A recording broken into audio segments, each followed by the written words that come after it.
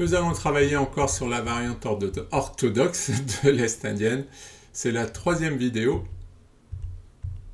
Donc cette fois, on va regarder d'autres variantes que fou E3. On va regarder fou F4. Voilà, donc C6, je vous rappelle. F3, C6. Alors là, les blancs essaient de ne pas jouer fou E3 parce qu'ils se retrouvent avec un clouage. Donc ils vont essayer de jouer fou F4. Et nous jouons quand même D5, ça ne change rien. Puis on prend, et quand même cavalier prend D5, bien que le fou ne soit pas là.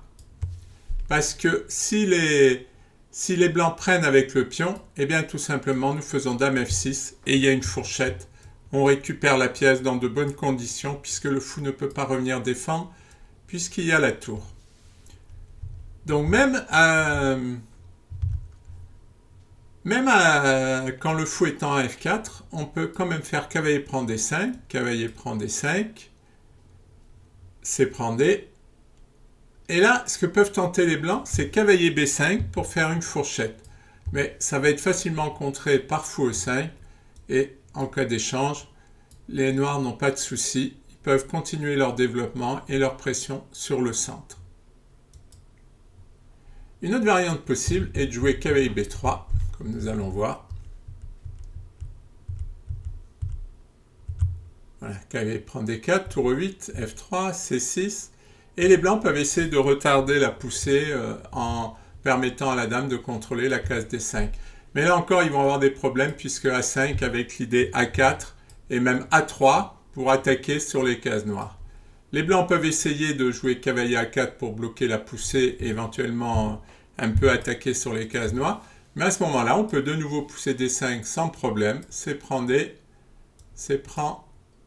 Bon, fou E3, l'idée des blancs c'était d'exploiter les cases noires. Hein. Donc maintenant avec le cavalier on pourrait y aller. Cavalier D7 pour contrôler toujours ces cases noires. Fou B5 pour clouer. Puis on va enlever cette pression au centre. F prend E, tour prend. Et les noirs n'ont plus de problème. Dame D3 pour essayer d'attaquer la tour, mais il y a dame E7 et après les pièces noires vont jouer. On voit bien quand même que les pièces noires ont beaucoup de latitude d'espace, elles se développent facilement et toutes les tentatives blanches d'essayer de les en empêcher ne fonctionnent pas. Encore la variante cavalier B3, mais on va voir que les blancs vont essayer d'arrêter A5 d'une autre façon, qui sera guère plus efficace. Donc A5, et là ils peuvent essayer A4, mais il y a toujours un problème, c'est ce cavalier qui n'est plus que défendu par la dame, et il y a toujours cette pression là de ce fou. C'est ça l'idée de cette variante, hein. Dame échec, en plus on gagne un temps, et là on peut s'autoriser cavalier D7, puisque la dame ne peut pas prendre le pion, puisqu'on prendrait cavalier. Donc les blancs vont essayer quand même de faire pression sur ce pion D6 qui est une grosse faiblesse, mais après cavalier C5, il y a toujours ces mêmes histoires de menaces sur les cases noires. Les blancs vont être obligés d'échanger, puis on prend, et tour B1 pour défendre le pion, et maintenant les noirs vont se développer de façon harmonieuse. Ils ont une bonne case ici, ils vont jouer fou E6, toujours pas de problème pour les noirs. Nouveau coup envisagé, ça va être roi H1. Qui est surprenant, roi H1, mais c'est pour ressortir de la diagonale en fait. Là, il y a un problème sur cette diagonale. Donc les blancs se disent que s'ils sortent de la diagonale, il y aura peut-être moins de problèmes. Mais les blancs peuvent jouer leur plan avec l'idée cavalier B6 toujours pour jouer D5. Là, le plan des blancs, ça va être cavalier C2 avec l'idée de venir en E3 pour contrôler D5. Mais cavalier B6 commence à attaquer ce point. Toujours la même chose, on veut attaquer sur ce pion pour ouvrir la diagonale si les blancs jouent le pion en B3. Fou F4 qui attaque le pion, fou E6, on est prêt à lâcher le pion si on gagne le pion C4, ça nous donnera l'égalité.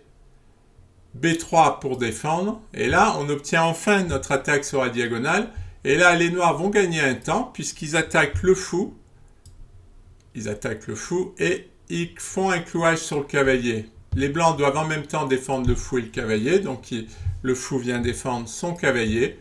Et maintenant, on peut jouer D5 sans problème. Et on voit bien qu'aucune pièce noire n'a de problème, elles sont toutes développées. Dernière variante pour cette vidéo, toujours la variante roi H1. Mais cette fois, on va mettre le cavalier en E3 Mais bon, sans beaucoup plus de succès.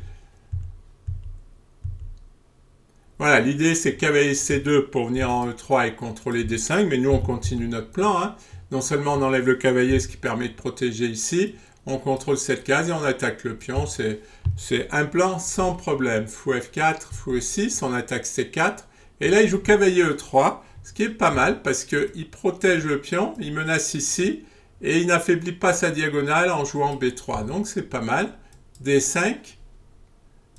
Mais oui, on peut quand même pousser D5, c'est ça le problème de cette variante. Bon, les blancs peuvent toujours tenter la fameuse fourchette ici, mais après cavalier H5, bon, c'est pas la tentative fou C7 qui va donner quelque chose. Voilà, une variante assez facile à jouer. Bon, ça peut se compliquer, mais à un niveau, on va dire, moyen, c'est très facile à jouer et très agréable.